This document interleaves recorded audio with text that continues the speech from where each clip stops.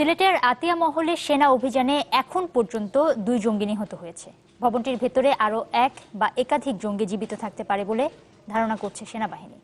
সংবাদ সম্মেলনে সেনাবাহিনী জানিয়েছে অভিযান এখনো চলছে। ভবনে বিস্ফোরক থাকায় অভিযান শেষ হতে সময় লাগছে। আপনারা জানালাগুলো খুলে কথা বলেন আমাদের সাথে, আমরা কথা বলতে চাই আপনাদের সাথে। জঙ্গি আস্তানার সন্দেহে বৃহস্পতিবার রাত থেকেই সিলেটের আতিয়া মহল নামের বাড়িটি ঘিরে রাখে আইনশৃঙ্খলা বাহিনীর সদস্যরা।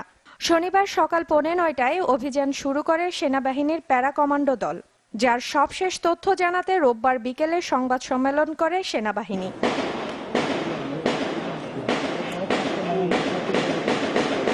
এ সময় ব্রিগেডিয়ার জেনারেল ফখরুল আহসান জানান, অভিযানে এখন পর্যন্ত 2 জঙ্গি নিহত হয়েছে। প্রাইমারি অবজেক্টিভ যেটা ছিল যে বাসিন্দাদেরকে নিরাপদে উদ্ধার করা, সেটা আমরা দ্রুত সময় করে ফেলতে পেরেছি।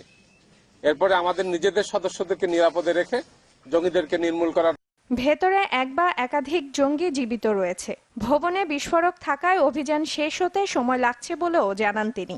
তাদের কাছে স্মল আর্মস আছে, ফায়ার ব্যাক করছে, এক্সপ্লোসিভ আছে, আইডি আছে, এক্সপ্লোসিভ ফুটাচ্ছে। সবার মোটামুটি যা দেখলাম যে সুইসাইডাল ভেস্ট।